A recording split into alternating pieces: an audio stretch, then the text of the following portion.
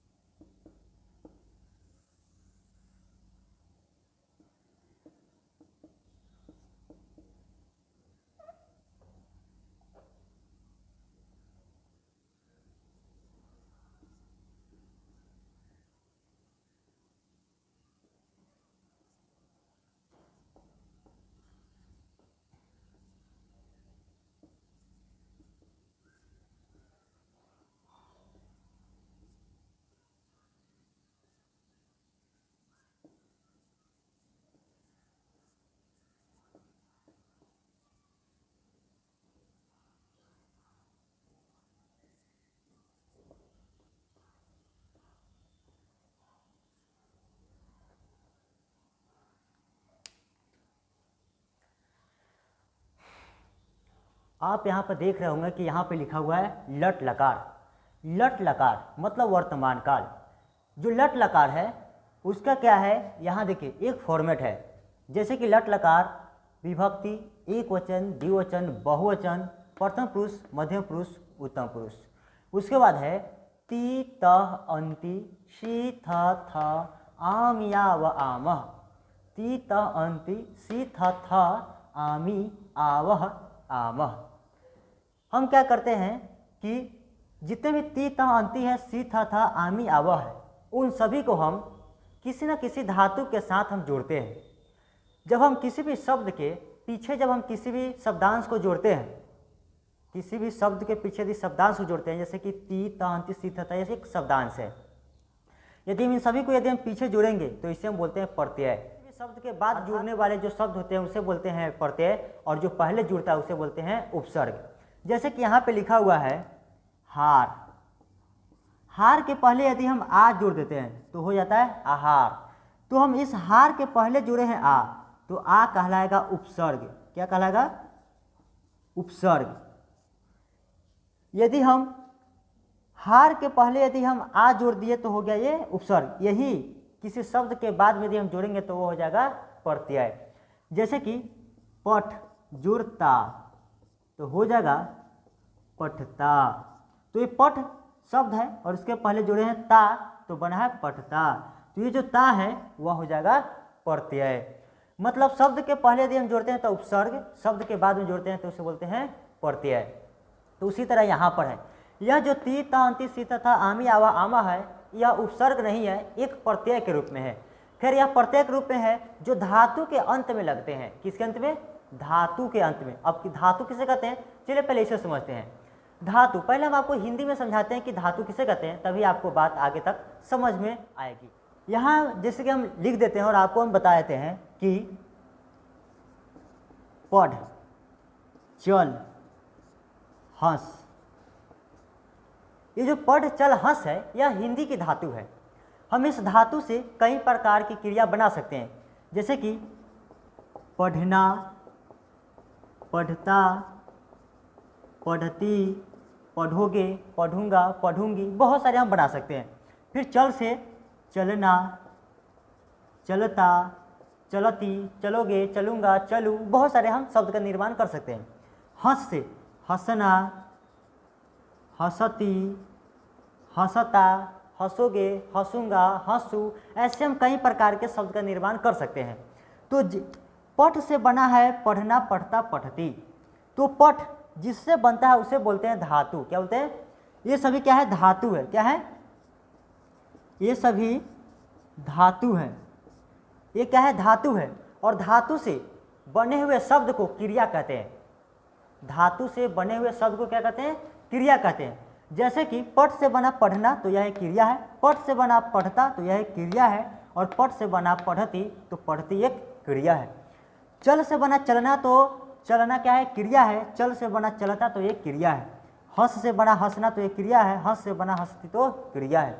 मतलब पठ, चल, हंस, यह इसे बोलते हैं धातु, और इनसे बनने वाले शब्द को बोलते हैं क्रिया। मुझे विश्वास है कि आपको बात समझ में आ गई होगी। इसके अलावा और भी बताइए, जिसकी धाव, ये धाव एक संस्कृत है, खैर हम आपको हिंदी में बताएं। जिसकी दौड़, दौड़ का मतलब दौड़ना, हम बना सकते हैं दौड़ से दौड़ना, दौड़ता, दौड़ती, दौड़ेंगे, दौड़ूंगा, ऐसे कई हम प्रकार के शब्द का निर्माण कर सकते हैं। तो दौड़ को बोलेंगे हम धातु, और दौड़ना को क्रिया, दौड़ता का क्रिया, दौड़ती को बोलेंगे क्रिया, दौड़ेंगे उसे बोलेंगे क्रिया। तो मेन रूप को हम बोलते हैं धातु, और उनसे बने हुए शब्द को बोलते हैं क्रिया। तो हम आपको बता दें कि ती, त, अंति, सी, थ, आमी, आवा, आमा, इन सभी को हम शब्द के अंत में लगाएंगे, यानी कि धातु के अंत में लगाएंगे। जैसे कि यहाँ देखिए, पठ में लगाए ना तो हो गया पढ़ना, पठ के अंत में लगाए ता तो हो गया पठता, पठ के अंत में लगाए ती तो हो गया पठती। तो ना, ता और ती जुड़े हैं। तो ये जो है ना, ये एक प्रत्यय है जो अंत में जुड़ा है, ता भी एक प्रत्यय है जो अंत में जुड़ा है, और ती भी एक प्रत्यय है जो अंत में जुड़ा है। उसी तरह चल से बना है चलना, अंत में ना जोड़ दिए हैं तो हो गया चलना। तो ना क्या है? एक प्रत्यय है। चलता, तो अंत में ता जोड़ दिए तो यह ता क्या है? एक प्रत्यय है। जो लास्ट में जुड़ता है उसे बोलते हैं प्रत्यय। उसी तरह यहाँ देखिए, ये जितने भी हैं ती, तंति, सी, तथा, ये सभी एक प्रत्यय के रूप में है जो हम धातु के अंत में जोड़ेंगे। चलिए इसे हम कैसे जोड़ते हैं इसे हम आपको बताते हैं। पढ़ जो है, पढ़ यह संस्कृत की धातु है, और पठ जो है वह हिंदी की धातु है। तो हम संस्कृत का निर्माण कर रहे हैं, इसीलिए हम संस्कृत की धातु लाएंगे। पठ, पढ़ का मतलब होता है, पढ़ का मतलब होता है पढ़ना, पढ़ का मतलब होता है पढ़ना। तो पढ़ में हम क्या करेंगे कि ती, त, अंति, सी, था, ये जितने भी हैं इन सभी को हम जोड़ेंगे। पहले हम आपको जोड़ना सिखलाएंगे, उसके बाद अनुवाद कैसे बनाते हैं उसको हम आपको बतलाएंगे। जैसे कि पढ़, पढ़ जोड़, पहले हम ती जोड़ लेते हैं, क्योंकि ये सभी प्रत्यय हैं जो अंत में जुड़ते हैं। पहले जोड़ने का तरीका यदि आपको आ जाए तो आसानी से हम बना सकते हैं। तो चलिए हम आपको बताते हैं, प, ठ, जोड़ ती है तो हो जाएगा प, ठ, ती। चलिए हम आपको बताते हैं कि यहाँ पे हलंत है। किसी भी धातु को जब हम लिखते हैं तो हलंत लिखते हैं, पर जब हम क्रिया के रूप में उसे हम बदलते हैं तो उस हलंत को हटा देते हैं। कहने का मतलब यह है कि यह धातु है, जो अंतिम वर्ण जो होता है वह हमेशा आधा होता है। जब उसके साथ प्रत्यय जुट जाता है तो वह जो आधा होता है वह पूरा हो जाता है, अर्थात उसमें से हलंत हट जाता है। यदि आप इस तरह लिखेंगे, पठ का प का प और ठ का ठ और हलंत का हलंत और ती का ती, यह गलत हो जाता है। तो हम क्या करते हैं कि इसको हम इस ऐसे लिखते हैं, यानी कि हम इस हलंत को हटा देते हैं। चलिए आगे हम आपको बताते हैं, जैसे कि यहाँ पे लिखा हुआ है, फिर इसके साथ हम अब ती को जोड़े हैं, एक बार हम इसको जोड़ते हैं, तह को, पठ जोड़ तह, तो प का प, ठ का ठ, और हम आपको बताएं कि प्रत्यय हमें जोड़ना है। जैसे ही प्रत्यय जोड़ेंगे कि ये जो हलंत होगा वह हट जाएगा, क्योंकि हलंत का मतलब होता है आधा वर्ण। जैसे कि क में हलंत तो आधा क, च में हलंत तो आधा च हो जाता है। जैसे ही उसमें प्रत्यय लगता है कि वह पूरा हो जाता है। तो जैसे ही प्रत्यय इसमें जुटेगा ये वाला, कि इसमें का ये जो है वह हट जाएगा, तो हो जाएगा ये पूरा, और त है तो त, और विसर्ग है तो विसर्ग, इस तरह हो जाएगा पठ जोड़ तह बराबर पठता। उसी तरह यहाँ पे देखिए, पठ जोड़ अंति जोड़ना है,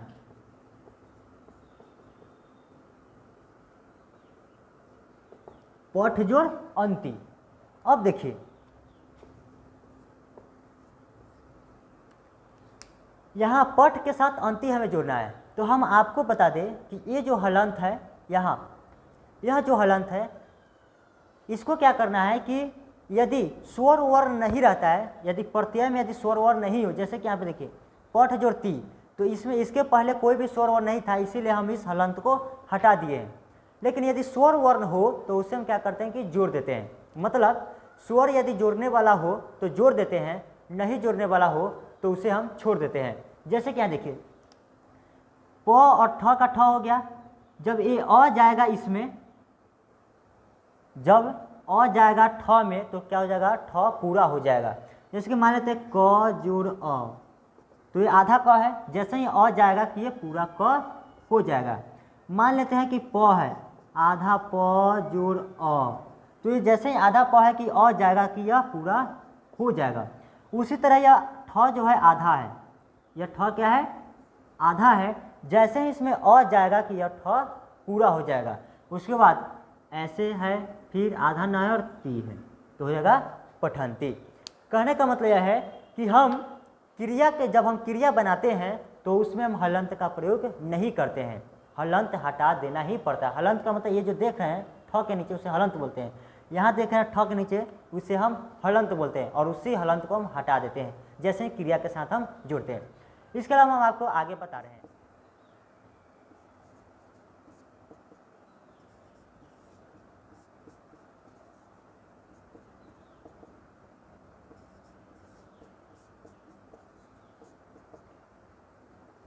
यहाँ देखिए, यहाँ लिखा हुआ है पठ जोड़ सी, पठ जोड़ सी, तो प का प हो जाएगा, और जो ठ है, ठ में हलंत है, तो जब भी प्रत्यय के साथ जुड़ता है तो ये जो हलंत होता है वह हट जाता है। तो यह जो हलंत है यहाँ पे हट जाएगा, क्योंकि हम प्रत्यय जोड़ने वाले हैं। ये जितने भी ये सभी है, ती तांति सी तथा, ये सभी क्या है, प्रत्यय है, और इसको हम हमेशा लास्ट में ही शब्द के जोड़ते हैं, यानी कि धातु के लास्ट में ही जोड़ते हैं। तो यहाँ पे सी है तो अब सी हो जाएगा, बस पठ प का प, ठ आधा है तो यहाँ पे पूरा हो जाएगा, और सी का सी।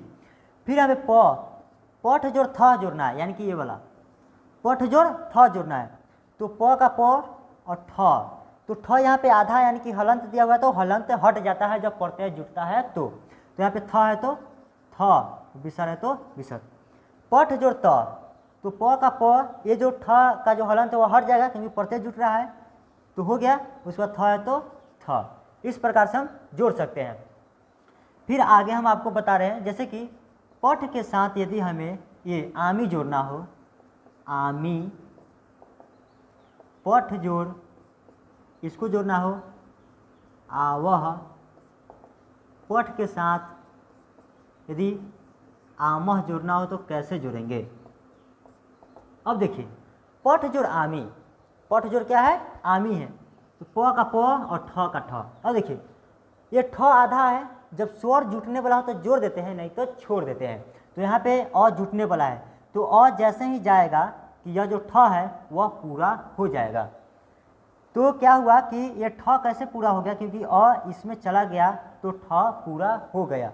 उसके बाद यहाँ पे आकार दिया हुआ है, तो आकार है तो आकार दे देंगे। देखिए यहाँ पे आकार है और मी है तो मी, हो गया पठामी।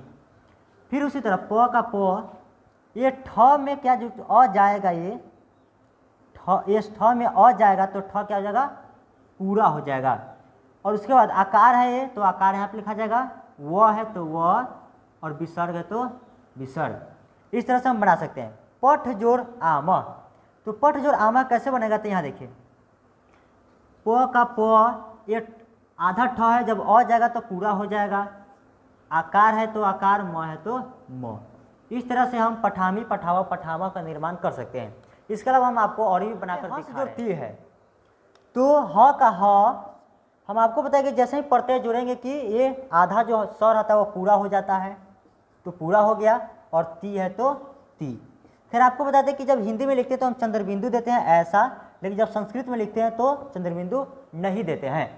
तो हस जोड़ ती बराबर हसती, हस जोड़ तह, तो हस का हस जैसे ही ये तह जुटेगा कि ये आधा सौ पूरा हो जाता है, तो पूरा हो गया। और तह है तो तह।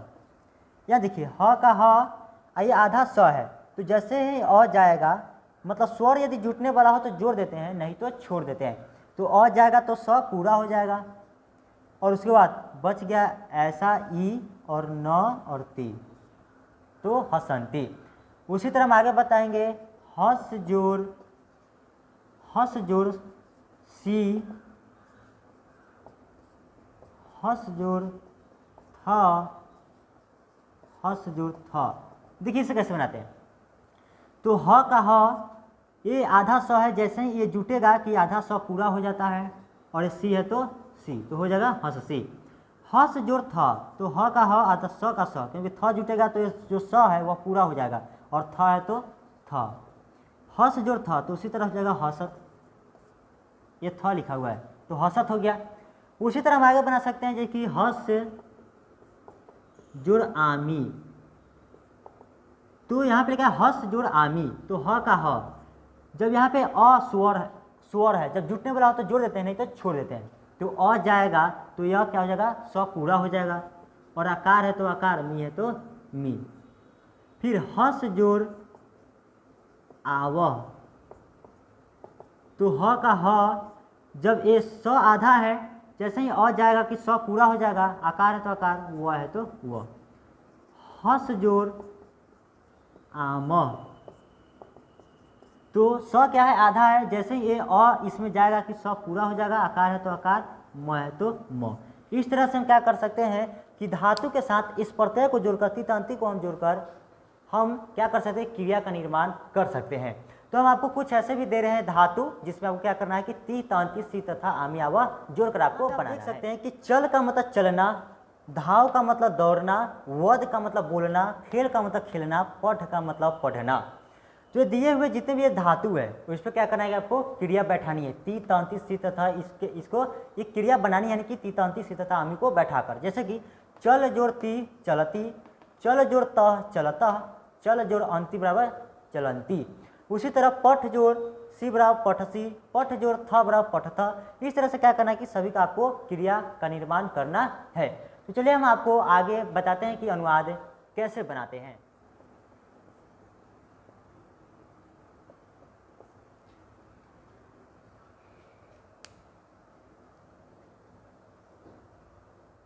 चलिए हम आपको बता रहे हैं कि अनुवाद कैसे बनाएंगे लट लकार में। बहुत ही आसान है, चलिए हम आपको पहले बताते हैं। जैसे कि यदि लिखा हो वह पढ़ता है, लिखा है वह पढ़ता है, इसे हम कैसे बनाएंगे संस्कृत में अनुवाद। तो पहले बनाने से वह को संस्कृत में क्या कहते हैं यह जानना बेहद जरूरी है। तो वह को तीन रूप से कहते हैं, एक स, सा और तत्। सह का मतलब वह पुल्लिंग के लिए, सा का मतलब वह स्त्रीलिंग के लिए, तत् का मतलब वह नपुंसक लिंग के लिए। तो हम क्या करेंगे कि यहाँ पे पढ़ता ता लिखा है, यानी कि जब ता रहता है तो पुल्लिंग होता है, ती रहती है तो वह स्त्रीलिंग शब्द होता है। तो यहाँ पे लिखा है ता, तो इसका मतलब कि वह क्या है, पुल्लिंग है, तो यहाँ पे लगाएंगे सह। पढ़ता, पढ़ता है का क्या होगा, तो पहले हमें क्या करना पड़ेगा कि पठ, पहले हमें धातु खोजना होगा कि धातु कौन सी होती है। पढ़ना की धातु क्या होती है, तो पढ़ना की धातु पठ होती है। पठ के साथ यदि हम क्या करेंगे कि अब पता करेंगे कि पठ के साथ ती, त, अंति, सी, थ, आमी, आवा में कौन सा जुटेगा। तो पठ के साथ यदि इनमें से कोई भी जुट जाता है तो पढ़ता है का मतलब निकल जाता है। तो हमें इनमें से कोई भी इसके साथ जुड़ना होगा। जोड़ने से पहले आपको खोजना होगा कि कौन सा होगा। खोजने से पहले हम आपको बता दें कि पहले यह पता कीजिए कि कर्ता कौन है। कर्ता है स, तो इस कर्ता को मिलाएंगे कहाँ है, यह है यहाँ, यानी कि प्रथम पुरुष के एक वचन में है। तो हम आपको बताते हैं कि कर्ता के अनुसार क्रिया का प्रयोग किया जाता है। कर्ता यदि प्रथम पुरुष के एक वचन में हो तो क्रिया भी प्रथम पुरुष के एक वचन वाली ही होती है। कर्ता यदि मध्यम पुरुष के एक वचन में हो तो क्रिया भी मध्यम पुरुष के एक वचन वाली ही होती है। जैसे कि ये है, ये लिखा हुआ है प्रथम पुरुष के एक वचन, ये लिखा हुआ है प्रथम पुरुष के द्विवचन, और ये है प्रथम पुरुष के बहुवचन। ये जो खंड है वो मध्य पुरुष के एक वचन है, ये जो खंड है मध्य पुरुष के द्विवचन है, और ये जो खंड है मध्य पुरुष के बहुवचन वाला खंड है। यह जो खंड है उत्तम पुरुष के एक वचन, ये जो खंड है उत्तम पुरुष के द्विवचन वाला खंड है, और ये जो खंड है वह उत्तम पुरुष के बहुवचन वाला खंड है। यहाँ विभक्ति लिखा हुआ है या वचन भी है, तो आप इस खंड को विभक्ति के रूप में भी रख सकते हैं और पुरुष के रूप में भी रख सकते हैं, यानी कि इस यहाँ पर आप विभक्ति भी लिख सकते हैं और पुरुष भी लिख सकते हैं, तो कोई गलत नहीं होगा। तो एक वचन द्विवचन बहुवचन लिखा हुआ है। फिर आगे देखिए, यहाँ भी पुरुष एक वचन द्विवचन बहुवचन लिखा हुआ है। प्रथम पुरुष मध्यम पुरुष उत्तम पुरुष जैसा इसमें वैसा उसमें भी है। ये भी है, प्रथम पुरुष का एक वचन द्विवचन बहुवचन, मध्यम पुरुष का एक वचन द्विवचन बहुवचन, उत्तम पुरुष का एक वचन द्विवचन और बहुवचन। तो कर्ता के अनुसार क्रिया का प्रयोग करना है। तो कर्ता यहाँ पे क्या है, वह पढ़ता है, तो सह क्या है, प्रथम पुरुष का एक वचन वाला है, तो क्रिया भी प्रथम पुरुष के एक वचन वाली होगी। कर्ता के अनुसार क्रिया का प्रयोग करना है। तो कर्ता क्या है, प्रथम पुरुष के एक वचन है, तो क्रिया भी प्रथम पुरुष के एक वचन, यानी कि इसके अंत में क्या जुटेगा, ती। क्या जोड़ना है, ती जोड़ना है। तो अब देखते हैं, तो पट जोड़ ती जोड़ेंगे तो कैसे बनाते हैं, पट, प का प, ठ का ठ। ये जब जैसे ही पढ़ते हैं हम जोड़ते हैं कि ये क्या होता है कि जो हलंत होता है वह हट जाता है। तो जब हट जाएगा तो क्या हो जाएगा, ये ती हो जाएगा, यानी कि सह, इसको हटा देंगे, यानी कि पठती लिख दिए हैं तो सीधा यहाँ पे लिख देंगे पठती, सह पठती, मतलब वह पढ़ता है। इसके आगे हमें बनाने के लिए जैसे कि मान लेते हैं कि तुम पढ़ते हो, यहाँ लिखा है तुम पढ़ते हो, तो तुम को संस्कृत में बोलते हैं तवम, तुमको क्या बोलते हैं, तुम बोलते हैं। अब पढ़ को बोलते हैं पठ, पढ़ना को हम पठ बोलते हैं। और खोजना यह है कि इसके साथ ती तंती में हम कौन लगाएंगे, जैसे ही लगा देंगे कि हमारा काम निकल जाता है। तो यहाँ पे तवम है, तो क्या है कि तवम जो है वह देखेंगे कि इधर किधर है, यहाँ है, उत्तम पुरुष मध्यम पुरुष का एक वचन है। तवम क्या है, मध्यम पुरुष के एक वचन है, तो क्रिया भी मध्यम पुरुष के एक वचन वाली ही होगी। कर्ता के अनुसार क्रिया का प्रयोग किया जाता है। तो इसके साथ हम अंत में जोड़ेंगे सी। जैसे ही अंत में हम सी जोड़ेंगे कि ये जो है हलंत हट जाएगा और यहाँ के अंत में सी जुड़ जाएगा, क्योंकि प्रत्यय जोड़ते हैं तो हलंत हटा देते हैं। चलिए इसके आगे हम आपको आगे बताते हैं कि हम आगे कैसे अनुवाद हम कैसे बनाए। तो मैं को संस्कृत में बोलते हैं अहम, मैं को क्या बोलते हैं, मैं को अहम कहते हैं। पढ़ता हूँ का क्या होगा, तो पहले पढ़ना का पता करते हैं, तो पढ़ना का होता है पठ, और इसके साथ क्या जुटेगा उसे हम पता करते हैं। तो अहम पहले कर्ता देखें कहाँ, यहाँ है, उत्तम पुरुष का एक वचन है, तो क्रिया भी उत्तम पुरुष के एक वचन वाली ही होगी। कर्ता यदि उत्तम पुरुष के एक वचन है तो क्रिया भी उत्तम पुरुष के एक वचन, यानी कि आमी इसके साथ जोड़ देंगे। तो आमी, पठ जोड़ आमी जोड़ेंगे तो क्या होगा, प का प, ये ठ क्या है, आधा है, जैसे ही अ जाएगा कि ठ पूरा हो जाएगा, और इस आकार है तो आकार हो जाएगा, मी है तो मी हो जाएगा पठामी। यानी कि क्या करेंगे कि सबको हटा देंगे और लिख देंगे यहाँ पर सीधा अहम पठामी। यदि लिखा हो कि वे लोग पढ़ते हैं, वे लोग पढ़ते हैं, तो वे लोग को संस्कृत में क्या कहते हैं, वे लोग को ते कहते हैं। क्या कहते हैं, ते कहते हैं। आपको हम पहले भी लिखा चुके हैं, वे लोग को ते कहते हैं। पढ़ना का होता है पठ। इसके साथ हमें क्या जोड़ना है, तो ते यहाँ है, कर्ता के रूप में यहाँ है, प्रथम पुरुष का बहुवचन है, तो क्रिया भी प्रथम पुरुष के बहुवचन वाली होगी। कर्ता यदि प्रथम पुरुष के बहुवचन में हो तो क्रिया भी प्रथम पुरुष के बहुवचन वाली होगी। तो लिखा है अंति, तो यहाँ पे अंति है, पठ के साथ हम अंति जुड़ेंगे तो हो जाएगा प ठ, क्योंकि ये ठ में अ जाएगा तो ठ पूरा लिख दिए, क्योंकि ठ में जैसे ही अ जाएगा कि ठ पूरा हो जाएगा, और फिर ऐसे ई है, इधर से है, फिर न है तो लिख दिए, तो हो गया पठंती। यानी कि सीधे इसको मिटाकर हम लिख दें कि हो जाएगा ते पठंती। ते पठन्ति का मतलब वे लोग पढ़ते हैं। इसके अलावा हम और भी आपको बनाकर दिखाते हैं। यहाँ लिखा है तुम दोनों पढ़ते हो, तो तुम दोनों को हम संस्कृत में क्या कहते हैं? तो तुम दोनों को बोलते हैं युवाम। अब पढ़ते हो, पढ़ने का होता है पठ, पठ हो गया। और इसके साथ हम क्या करेंगे, युवाम यहाँ है, मध्यम पुरुष का द्विवचन है तो क्रिया भी मध्यम पुरुष के द्विवचन वाली होगी। तो यहाँ पे जो था है पढ़ते हैं, इसको हम जोड़ेंगे यहाँ पर। तो जैसे हम जोड़ेंगे, इसमें था जोड़ेंगे कि ये जो विसर्ग, ये जो हलंत है वह हट जाएंगे और हो जाएगा युवाम पठता। फिर तुम लोग पढ़ते हो, तो तुम लोग को यूयम, और पठ का पठ, यूयम देखेंगे यहाँ है, यानी कि मध्य पुरुष के एक वचन में है, तो मध्य पुरुष के ये क्या है, बहुवचन में है, तो ये भी हो जाएगा मध्य पुरुष के बहुवचन वाला। तो थ जुड़ जाएगा, थ, तो जैसे ही थ जुटेगा कि ये जो आधा था ये पूरा हो जाएगा, पठत हो जाएगा। इसी तरह आप आगे अनुवाद बना सकते हैं। खैर हम आपको दे रहे हैं अभ्यास के लिए, अनुवाद बनाने के लिए आप लिखते जाए और बनाते जाए।